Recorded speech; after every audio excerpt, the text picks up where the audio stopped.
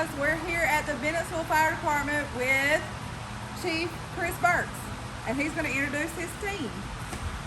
Good morning. Welcome to the firehouse.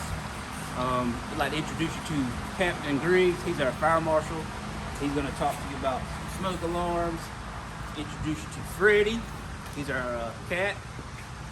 Sparky's at the vet, so he's getting his annual checkup. And then I'm going to introduce you to firefighter Sellers, and they're going to talk to you about some fire safety stuff and smoke alarms. As Chief Burke stated, I'm Will Griggs. I'm the fire marshal here at the city of Bennettsville.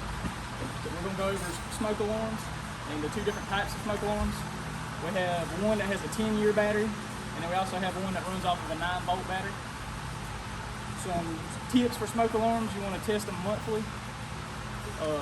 The one that has the 9-volt battery, you want to change it twice a year, normally whenever the time changes.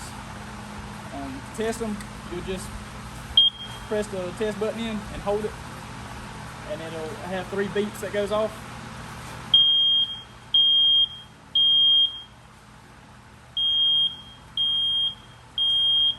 That's the 3 beeps whenever you test it.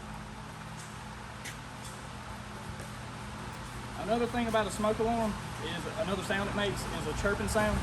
Whenever it chirps on the 9-volt battery, it means the batteries need to be changed, or the smoke alarm may be bad and you may need to replace it. If you do need them replaced, you can call the Bennettsville Fire Department at 843-479-9001, extension 321, and we'll be glad to come out and install some for you.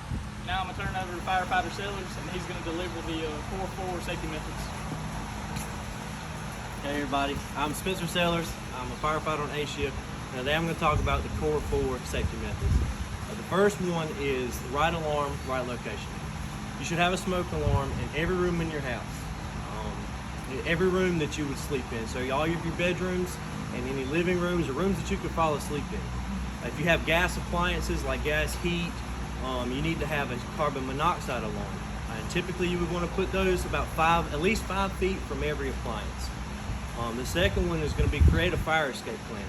You should know 2 ways out of your house, and a good method to do is to draw it out. Sit down with your family at home and draw your house out, and draw one way you would get out, and then a backup way. Typically getting out of your bedroom, crawling out, get down low and crawl out of your room, or maybe you may have to go out of a window. So make sure all of your doors and windows are able to be open. And you want to practice this twice a year, and you want to designate a meeting place. Let it be somewhere that's not going to move, not like a car. Typically, and you don't want to maybe have a meeting place by the roadway, by a mailbox. So typically like a tree in the yard or a neighbor's house, and find somewhere that everybody knows to meet. And once you're out, stay out. The third one is sprinklers. Fire sprinklers save lives. Residential sprinkler systems are new and upcoming. FireSafe says 86% of all fire deaths happen in the home. They typically only go off based off of the fire room. So if you have a sprinkler system in every room and you have a fire that starts to say in a bedroom, that sprinkler system is going to go off over that fire. They're heat sensitive. They're activated by heat. And then the fourth one is going to be see a problem, take action. That's typically your things of hazards that come up on a daily basis that you could just recognize and stay safe, like choking, or falling, or drowning. Just daily things that we overlook that could cause you to get hurt.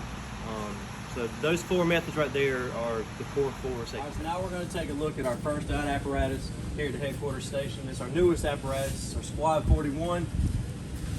Right here we have our driver's compartment. This is where our driver operator. This is typically where he drives, and we have some equipment all over this truck. Here we're going to go to the rear where we have all sorts of equipment. We have 2 water can extinguishers, air packs. We have 4 seats back here. We have a medical bag and some flashlights and all sorts of different. Right here we have our pump panel. This is where our pump operator controls the pump and sends water to the lines. We have 2 attack lines right here. This is our hydrant intake. This is where we set up our hydrant lines. We have discharges here where we can hook additional hoses up here. And we have some equipment here to operate the fire hydrants. This right here is what we call our engineer's compartment. It has all of our hydrant tools, our spare nozzles, We have what we call a RIT pack, a rescue pack. We have a down fireman, we can go in and bring additional air in. We have an air pack for another firefighter. Also just various equipments, meter bags, toolboxes, and we even have a ram where we can force entry into the compartment right here is where we have some more tools. We have a Halligan tool right here. We have a pipe hole here, and a combination tool right here. We have different types of saws and different equipments. We have drill motors, and we have a high-rise pack right here. Just different types of equipment here. In this compartment here, we have even more tools here. We have some axes, shovels. We have our cooler for, we hold our Gatorades and our waters for our firefighters when they come out of fires and rehab. We have salvage covers, and then we have all sorts of different technical rescue equipment here, rope bags, and different kind of adjuncts for them. And here in the rear compartment, we have our ladders. We actually have a speed bump that we deploy on wrecks. It actually helps slow the flow of traffic and keeps firefighters and patients safe.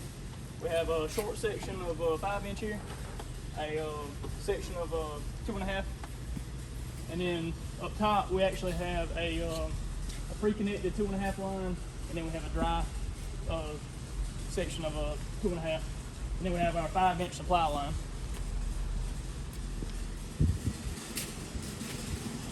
In this compartment here, we have various types of saws. We have a K12, we have our vent saw, and then we have a regular chainsaw that we use to cut limbs out of roadways. We got our ventilation fan. We'll set it up at the front of houses, well, in doorways of houses to help push smoke and hot gases and fumes out of the house. We got our portable generator along with the cord reel and a floodlight. In this compartment here, we have our stabilization struts. We actually have different attachments, chains, ratchet straps, step cribbing that goes along with the struts. We've got our absorbent pads,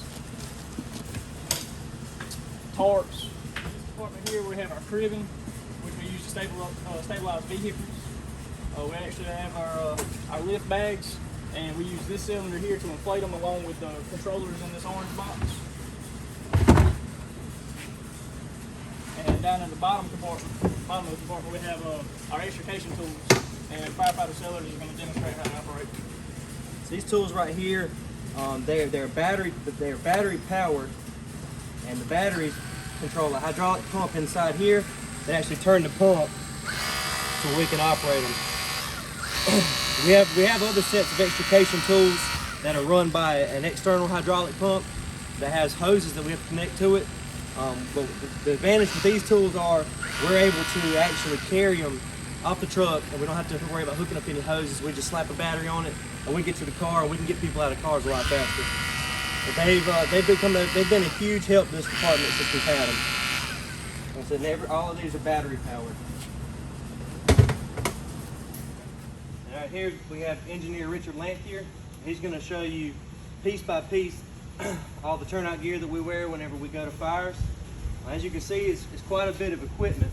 But the main thing we want to do is we want to keep all of our skin covered. We want to keep our faces covered where we can breathe while we wear the mask and the cylinders. So Mr. Richard's going to go through here and go bit by bit, and I'm going to talk about what he's doing. So he's going to start off, he's going to put his hood on. That's going to protect his ears and his neck.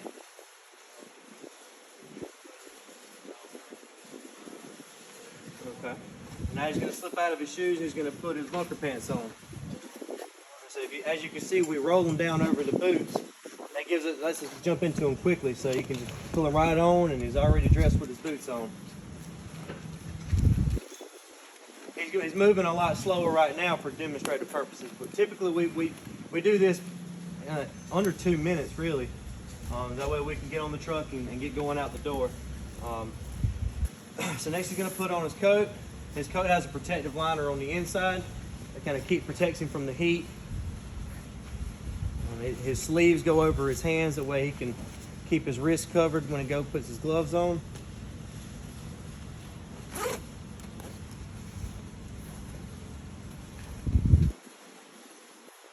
he's going to put his air cylinder on.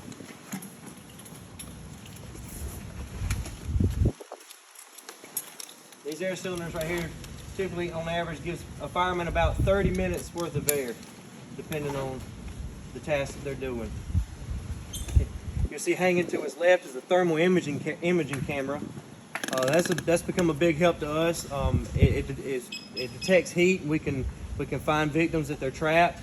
We can even find firemen if we needed to. Now he's going to throw on his mask. The mask is real important that we keep it tight, and it seals around his face. He stuck his hand over his face so he can pull and see if any air comes in around his face. Now he's going to put his hood over his mask.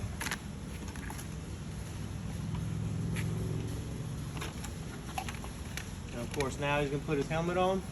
It's going to protect his head.